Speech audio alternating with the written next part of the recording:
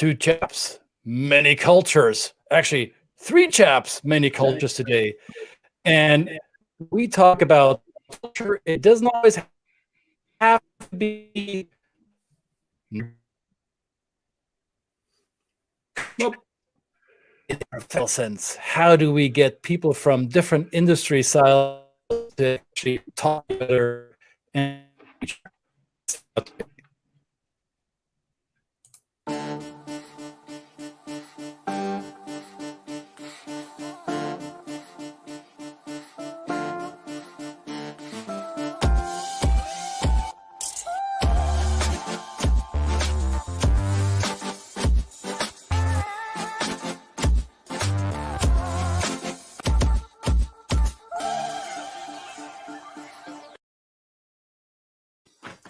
Welcome, everybody. the intro was a bit patchy because it was kind of jumping in and out, and I hope I played the video at the right time. You know, you did. But there was a video of sorts, so let's assume it all went well. We will find out in the recording. With us today is no other than Mr. Ted Cohen. Thank you for taking time, Ted. My pleasure. It's great to be here. It was after I watched the show the last couple of times. I waved at you and said, let's do this sometime. Well, if people wave at me, I immediately lasso them in and say, hey, you got to come in here. And the reason why I was really, really excited to have you say yes to this is because I've been following Ted's professional path ever since our paths crossed. Ted's been around a certain industry for a little longer than I have, just a little. And some of you may know this, I used to work in the music industry, and that is also the industry that Ted has earned his jobs in throughout his long career. And I don't want to oversimplify, but I think that the one thing that always stood out to me about you, Ted, is how you were able to build a bridge between the cultures of the music business and that of the tech industry. And those were two worlds that usually did not get along very well, especially in the last 30 years when the music industry went through such a very grave transition, I might say. You've always been at the cutting edge of combining these two worlds. So I'm excited to hear some of your war stories from that time. Okay, well, I'll try and give you the briefest. Over the years, I've actually shortened my 30-volume story. I started out in high school and junior high school, actually managing bands and putting on shows. One of the artists I managed in high school is an artist by the name of Eric Carmen, who had a hit called "All by Myself" that I'm sure you've turned the radio off to. But he also then formed the Raspberries, which was one of the greatest pop bands of all time.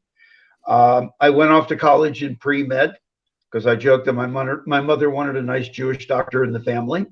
And I got there to Ithaca College in Ithaca, New York, and Rod Serling was teaching how to write for television. And I went to the dean of the communication school and said, can I switch majors? And I did. Broke my mother's heart, but I had Rod Serling as a teacher. Continued to put on shows. I was the chairman of the concert committee. I was hired by a local club to go around the Ithaca, Elmira, Syracuse, Cortland, like in 100 miles in all directions, to find new bands, because this was, I'll tell you, 1967. There weren't cassettes had just come out. Most people had reel-to-reel. And so I would write up a report about a band that I would see in Elmira and try and book them in the club. Anyway, I did that for 2 years until a professor of mine told me to go home for a semester because I was spending too much time. Literally, yeah. He said, I can give you one grade and you'll stay in school. I'm going to give you another grade. You're going to go home for a semester. And I came back to Cleveland, where I was from, and ended up working in a college radio station in Cleveland and then working in retail. And then I got adopted by a bunch of people in the music business in Cleveland, one of which was a guy named Frank DeLeo. Frank was ended up being Michael Jackson's manager.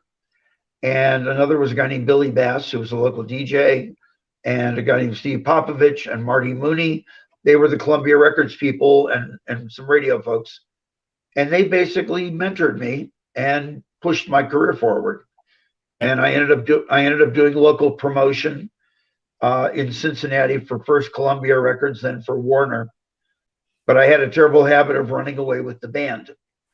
And it was more fun. I have to tell this one thing. It was more fun to work with artists live than it was to go into a radio station in Dayton, Ohio, to a station called Wing, W-I-N-G, Dayton, the home of aviation, to a guy named Ron Vance, who would ask me how the new Doobie Brothers record was doing in New York before he would decide if he wanted to play it or not. And I had to explain to him that, no, Ron, first it gets played in Dayton, then it gets played in Columbus, then it gets played in Chicago, then they play it in New York. Otherwise, I wouldn't be standing here talking to you about this. Anyway, I found that I liked working. I still see him in front of me. Oops. I'll still see him in front of me years later. Anyway, after having a bad habit of running away with the band all the time, they moved me into artist development, which was working with artists. And it was different than any other label in that we actually worked on helping the artists with their live performance, building an audience. It was almost like doing social media before social media. I wasn't a publicist. I wasn't doing promotion. It was helping the artist establish a career. Mm-hmm. And so later, and I'll get into it, but a lot of what I learned about how you develop an artist is how you develop a startup now in technology. And it's the same idea of, Christian, where are you based now? I'm based in Atlanta. I'm based in Atlanta, and Brett is in Chicago. Atlanta. Okay, so let's say an artist would say to me, I want to play the Fox Theater, and I'd go, you're not ready to play the Fox Theater.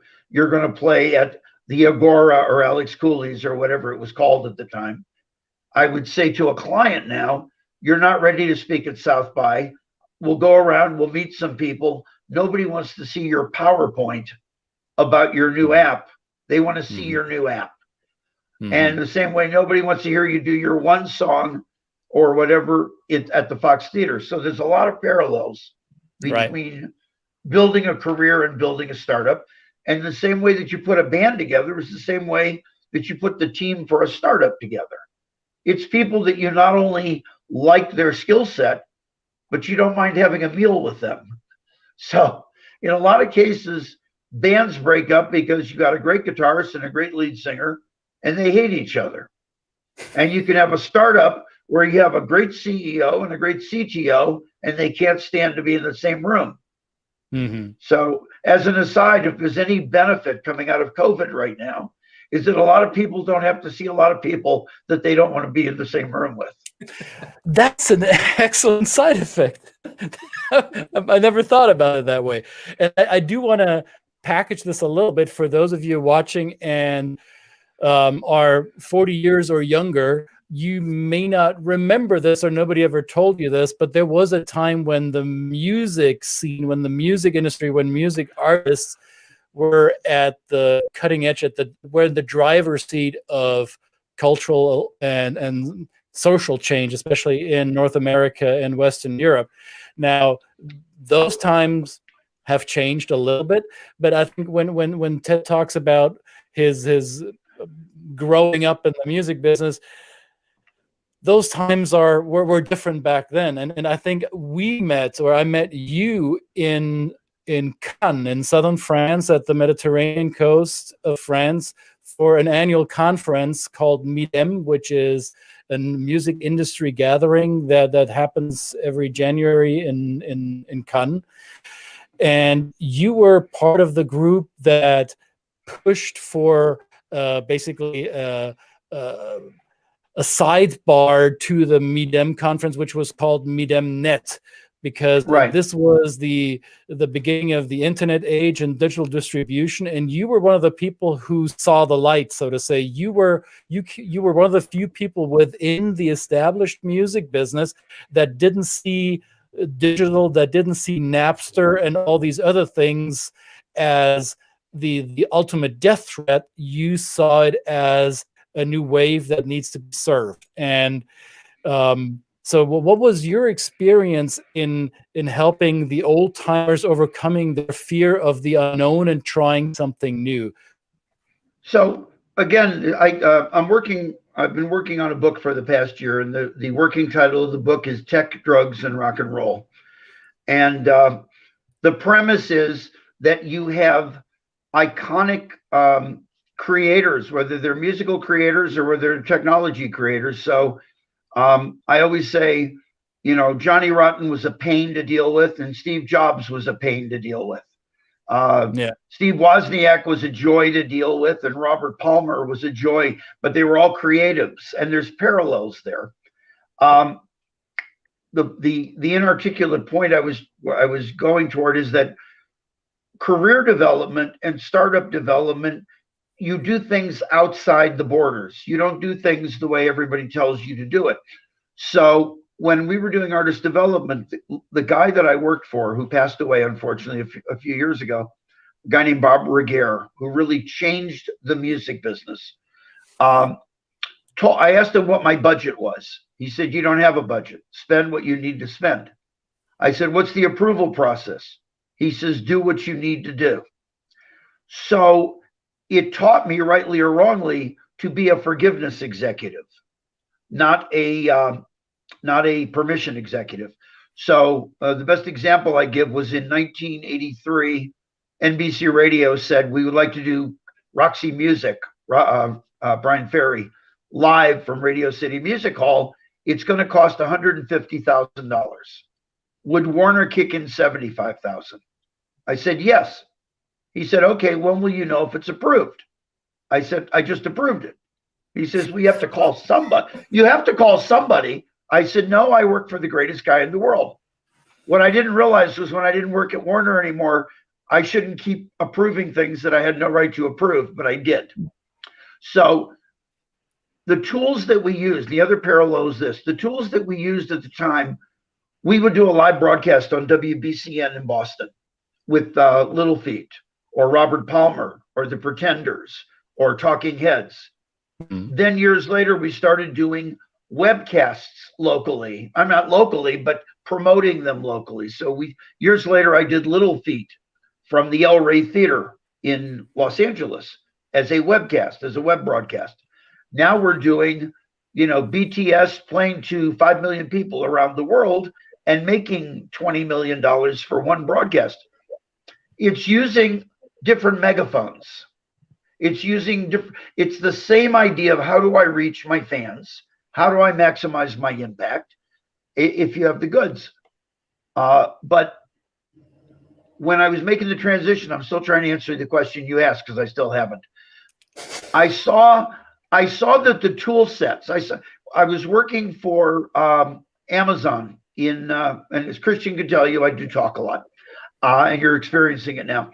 I came off stage from a talk at the Beverly Hilton at a conference called Musicom that I was chairing in 1998, and a woman walks up to me and she says, "Hi, my name is Jennifer Cast.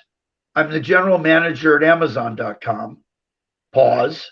Have you heard of us?" I said, "Yes." She says, I said, "I buy books from you." She says, "Well, we're going to music and you're going to be our music consultant."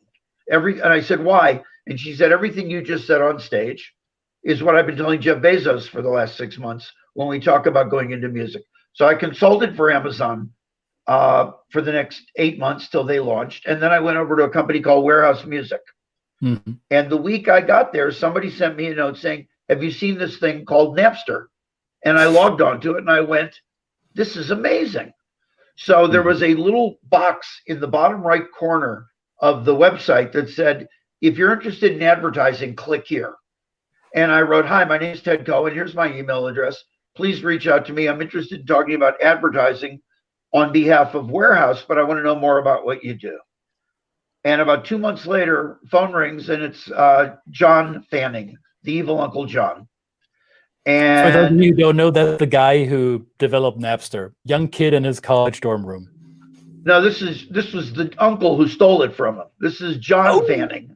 Oh, John, Sean's uncle. Okay.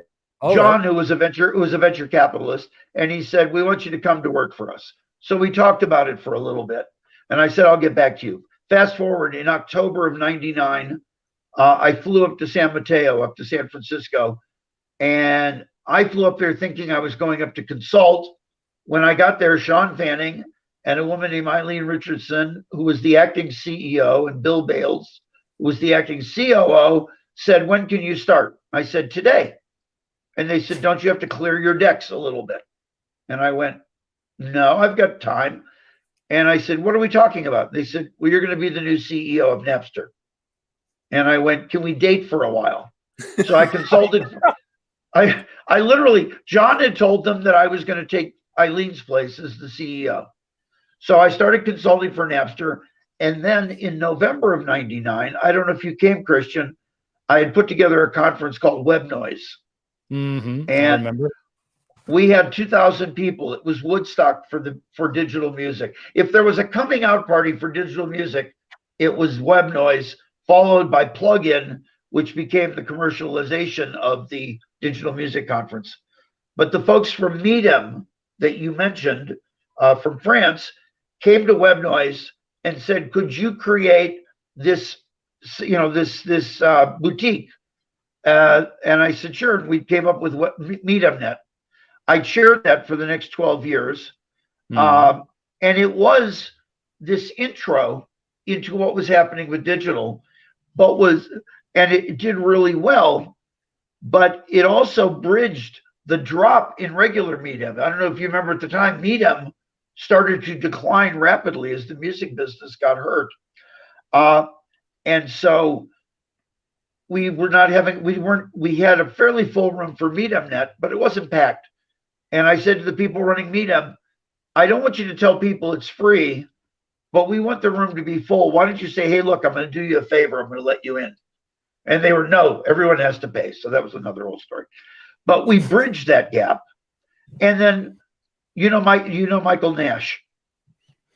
I've heard of him. I don't think I met him. Okay. So Michael currently runs digital at Universal. To explain how we bridged the gap, I can now sum it up after 17 minutes of one question. We were doing a panel in New Orleans about 2 months before Katrina. So like 2003, 2004, whenever Katrina happened in New Orleans. I think it was August of 2003. We were there in March. And Michael and I are doing a panel, and he's running digital at digital business development at Warner Music, and I'm digital business development at EMI.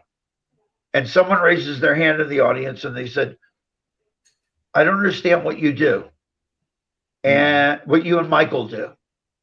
And I turned to Michael, I said, "Do you want to take it or should I take it?" He goes, "No, you take it." And I said, how many here in the audience know what a fluffer is? Okay, Christian's laughing and Brett isn't. Brett, do you know what a fluffer is? I've heard of it. Okay, so a fluffer is the person who works on a porno film to get the actors and the actresses excited before they have to get filmed. All so right. they get the women worked up and they get the men firm. I said, Michael and I are digital fluffers. We get our bosses excited about something they're not really sure what it is, but they know they're supposed to be excited about it. So they can then get their pictures taken in Billboard as the visionaries who signed the deal. And my thing was, I didn't care if I was in the picture. I just wanted to get these new technologies, adopted. So whether it was Liquid Audio or the Rio Player or Amplified.com, which was a digital distributor, Napster was a client, the RIAA, all these people, I had to get them to come to the party. So basically, you were the fluffer at the deep throat of the digital music business, so to say. Yes, and I'll accept that. All right. And that I've always been happy being somebody's number two, making things happen in the background so that we could all move forward. I think that was that moment when Steve Jobs went on stage and held up a device and says, "By the way, music is now on this thingy here." And yeah. After that, I put all my CDs in big plastic or in multiple plastic totes and stored them in my basement. And I still haven't gotten rid of all of them, because what's the point? Now, the bridging. I mean, I like the fluffer analogy here because it's tongue in cheek. It's kind of raunchy, but I think there's a little bit more to it, right? So you had to bring to the table people with distinctively different views of what the future will be. There's one side of the table that says, I want to keep selling things, shiny objects, ideally in a round shape, and I want to charge premium for it. And on the other hand, you have people who say, I don't care about your shiny objects because we'll have a new one every quarter and we don't know what it will look like a year from now. But let's just create a pathway to making it the best user experience possible. So how were you caught in the middle between those two things? Okay, so let's say I'll give you a real example, but I'll start with a hypothetical. So if you came to me, let's say 2002, 2003, 2004. So anyway, I was there from 2000 to 2006 at EMI doing digital business development. And you showed me something and I went, this is amazing. I love it. How are you funded? We don't have any funding.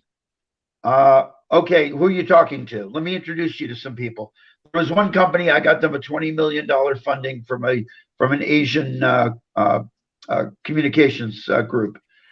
But for you to prove the model, you had to use you had to use music to prove that whatever this app was that you had worked.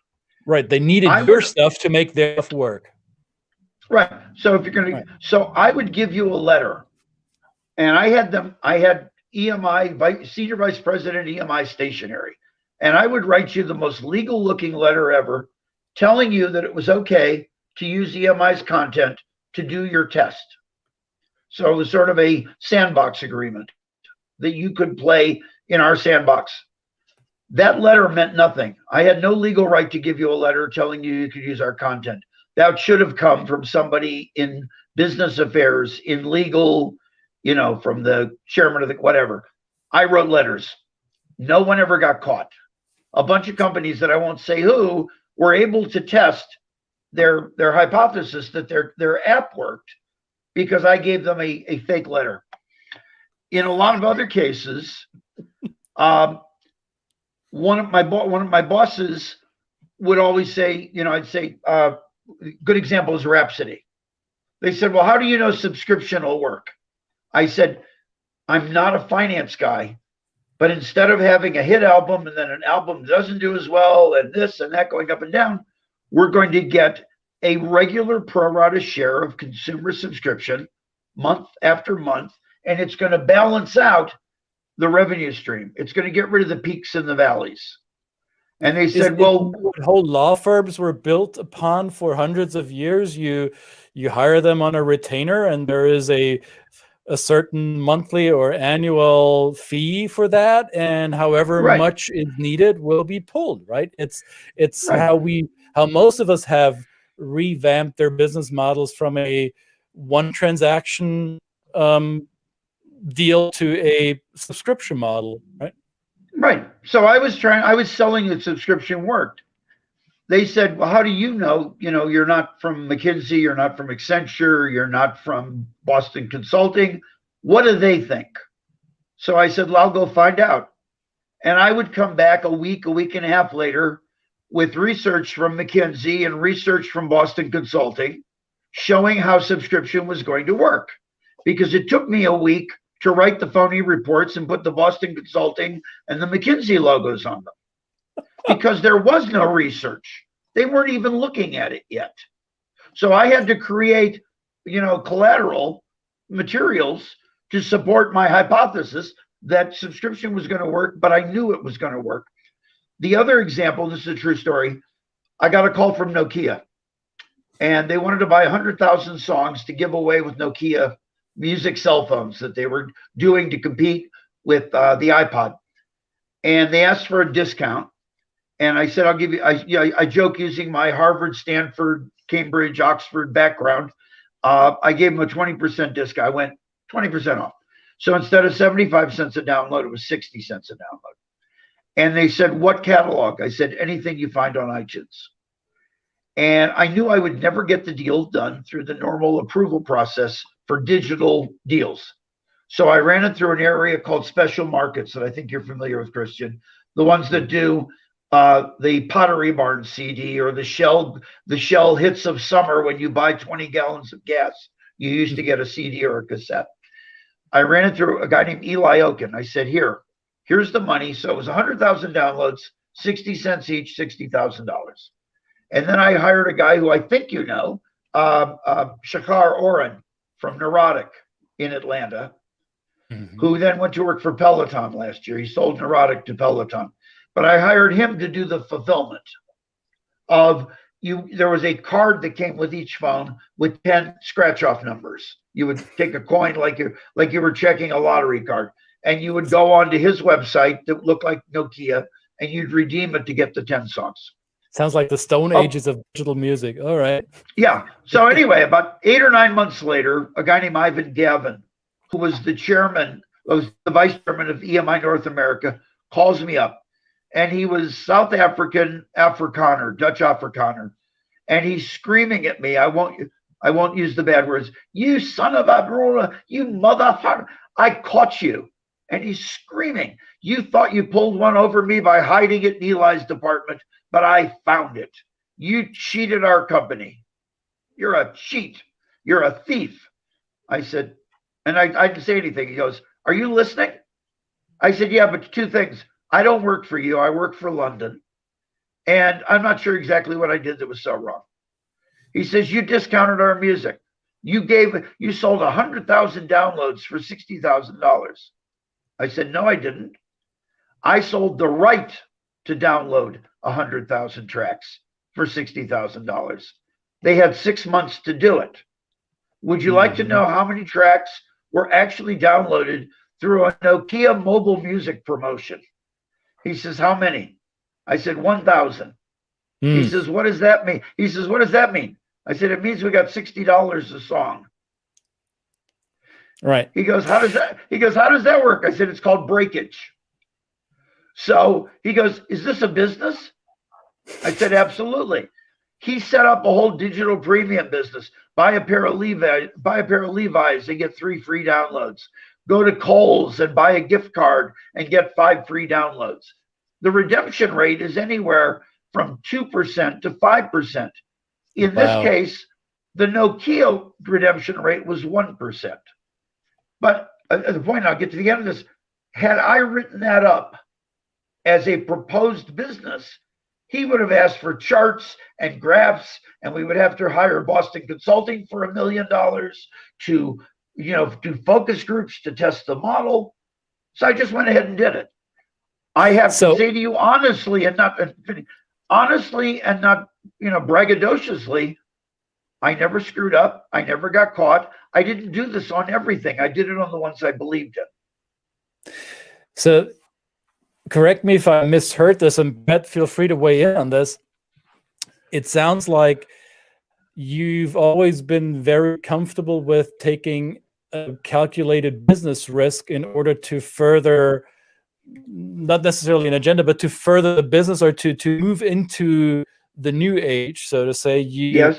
You were comfortable with risking your job or risking any type of repercussion that may or may not happen. So is the lesson from that reconciling two different camps takes a handful of people or maybe only one person who's willing to take the risk to maybe sidestep some of the rules of the game? Yes, I mean, when I speak to students, I always say, if you have the choice, try and be a forgiveness executive, not a permission executive. Because if you ask permission, there is the possibility that they say no. If you're willing to risk your job in something you believe in, you will feel much better about what you do than missing an opportunity. But I always say to them, I don't want your parents calling me saying you got fired because you took my advice. So I'm saying, do it when it counts. But yes, you have to be willing to take those risks. You have to be willing to stand up for what you believe in, or, you know, otherwise it's like at most companies, and I know you both know this, people maintain their jobs just by saying no. But it can't be that. I haven't been that person, so I can only imagine, but I know for me that wouldn't be fulfilling. The thing that's been fulfilling for me has been the ability to say yes and venture out onto thin ice, but not fall through that ice. Yeah, I really love that framework of being the forgiveness executive rather than the permission executive, because that frames it in a different way. When I talk to clients and we talk about risk and certainty and things like this, this is a very kind of, I don't know, they're generic terms we use, but that really brings it into an active mindset type of framework, right? You're saying that somebody, if I'm a person who has my door open, maybe the door doesn't have to be open, but at least when somebody goes out there and we give them permission to have a few swings at the, after all, think about the American pastime of baseball, right? People fail 70% of the time and they're superstars.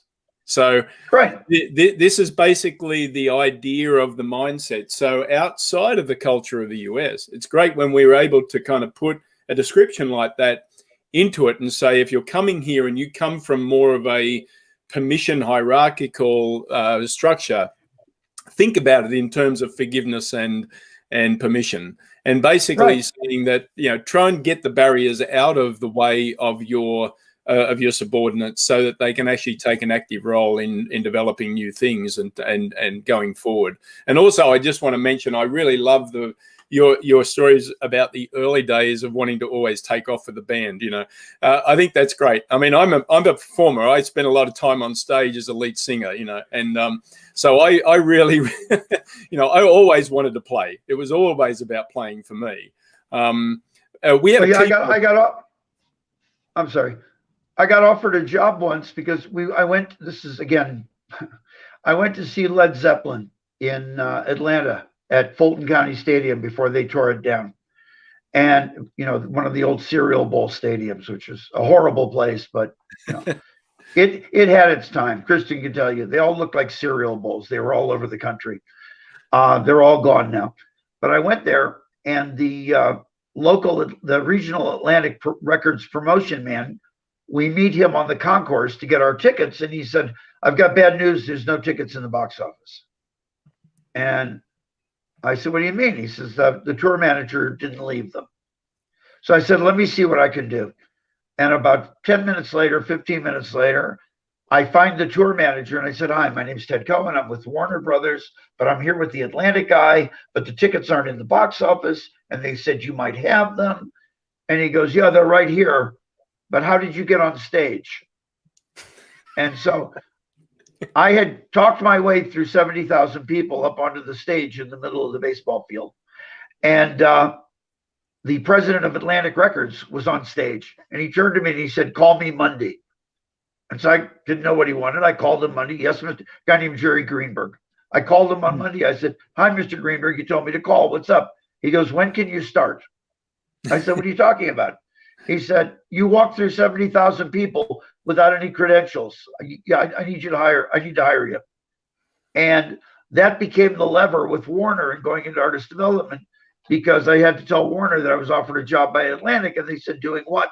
And I said, "Artist development." They said, "You'll do it here." So I stayed for another 14 years. So you just have to be willing to just, you know, get out over your skis a little bit, but don't fall down. You know, try not to fall down. Was it maybe part of your upbringing? So you said you grew up in Cleveland, Ohio, and if I'm not mistaken, your family is of Jewish heritage. So is it this? Yes. Is it this Rust Belt Jewish? We have to make it work for us somehow mindset, no matter what it takes, over, under, or through, whatever it takes, I will do.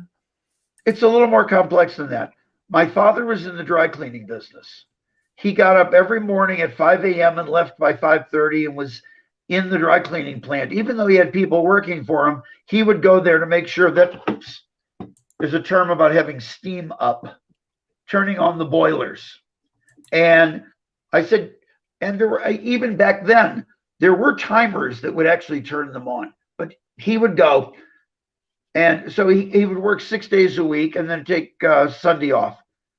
My mother was a creative. She put on big events for organizations in Cleveland and wealthy families that wanted to end up in the society page. So I ended up getting this hybrid of creative and work ethic from the two of them. And it became, there's always a way to do it. So to build on that, when I was at Ithaca running the concert committee, I booked Eric Carmen's band to come to Ithaca, forgetting that nobody else at Ithaca knew about them at the time. But I knew how good they were. And it's 5 o'clock Saturday, and the spring dance is at 8 o'clock, and we haven't sold 10 tickets because nobody's ever heard of this band. So the performance area, they were all by themselves. Oh, that's great. Oh, you will get credit. You'll hear somebody get quote. You'll say Ted quoted you a week from now. Anyway, they were all by themselves. I went up to the top floor of the Student Union building where the dance was going to be. That was on the 4th floor. The cafeteria was on the 1st floor. And the 4th floor had sliding glass doors that opened onto a terrace. I opened all the doors. I told the band to start practicing. They said, we don't need to practice. I went, yes, you do. And I knew them for a few years. They started playing like they were doing a show. People from the cafeteria started coming upstairs and sneaking their head into the dance, into the multi-purpose area. The line started at 8 o'clock. The line didn't stop till 10:30. The dance sold out because it was before build it and they will come. It was, if you have the goods, there's a way to let people know that they have the goods. And that my thing has always been, don't get stuffed. There's got to be a way to make I'll give you another example really quick. I was doing a CD-ROM for the Cranberries in '95. It's called Doors and Windows. It came out. But in the middle of it, Island Records got a new president. They were pulling the support for it. And the new president of Island Records was a friend of mine, a guy named Johnny Barbison. This taught me a lot. I called Johnny up and I said, Jonas is pulling support for this thing that I'm working on, this Cranberries disc. And he goes, Teddy, is it good? I said, it's brilliant. He said, do you stand behind it? I said, absolutely. He says to his assistant, Pat Monaco, is with him for years. He says, Pat, get Jonas on the line. He gets Jonas on the phone. And here's where it went sideways in an amazing way. I expected the normal music business, any type of like entertainment. Why are you messing with my friend Ted? Instead he said, Ted just got done telling me how supportive you've been on this project. That's wonderful. I think it's fantastic. And I really appreciate that you've been backing this. And now that the light keeps falling over. And now that I'm here, there we go. And now that I'm here, you have my support. So he didn't beat him up about pulling support. He congratulated him for being so supportive. So and it ended up getting completed. Yeah, you don't always have to use the hammer. Kindness works a lot better 90% of the time. I always joke that people say, are you Teddy, Ted, or Theodore?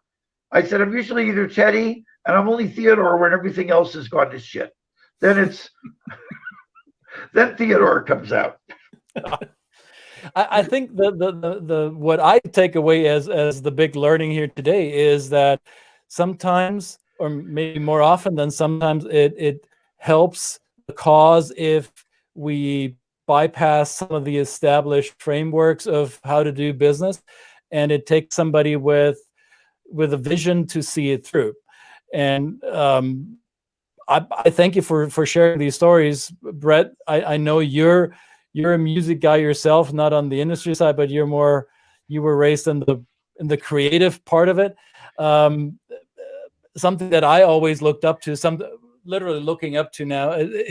Something that I always admired is that people are in the creative industry. They suck it up and do anyway. A quality that not all of us are born with, or not a skill that all of us are naturally inclined to. So it was a great reminder for me to, like Brett and I like to quote Seth Godin, just ship the work. Let's get to it. Yeah. That's it. You know, I'll tell you another thing. I was lucky enough to work on things. I chose the things that I got to work on. The assignments I was given in artist development was to work with a bunch of baby bands between 74 and 84. And my baby bands were Van Halen, Prince, Fleetwood Mac, Talking Heads, Pretenders. Never heard of them. Never heard of them. Never heard of them. And, you know, so fast forward, my girlfriend Maggie and I were in Las Vegas in 2014. Monster Headphones used to do a big concert every year at CES. And we were at the Fleetwood Mac show. We're standing backstage as the band comes off stage. And the band members are coming down. I said, "Hi, John." He goes, "Hi, Ted. I'll see you in a little bit." And Mick Fleetwood comes down. And I went, "Mr. Fleetwood." He goes, "Mr. Cohen." I said, "I'd like you to meet Miss Blackwell, my girlfriend." He goes, "Miss Blackwell, do you know that your boyfriend is the reason we're famous?" It was a great night. It was a nice night. So I like when things work. So you're using other people as fluffers. Is that what you're trying to say? Yes, exactly. So I mean, it's been very enjoyable, and the minor frustrations have been worth it. I get to meet people like you. Nice. Excellent. Ted, thank you so much for taking time for us. This was enlightening and entertaining at the same time. This is lovely. Stay safe. Enjoy the road trip in your RV, and hope to cross paths again soon. I hope to talk to you again, guys, soon. This was great. And I want you to know you got in 3 more questions than most people do. I had one person who interviewed me and never ran it for a long time. I said, "Why not?" He said, "I asked you a question and then 45 minutes later said, 'Thank you.'" So this was fun. Thank you. We got the questions in. Awesome. Enjoy your trip. Thank you very much. Many cultures. We'll see y'all again tomorrow. Have a good one. Bye.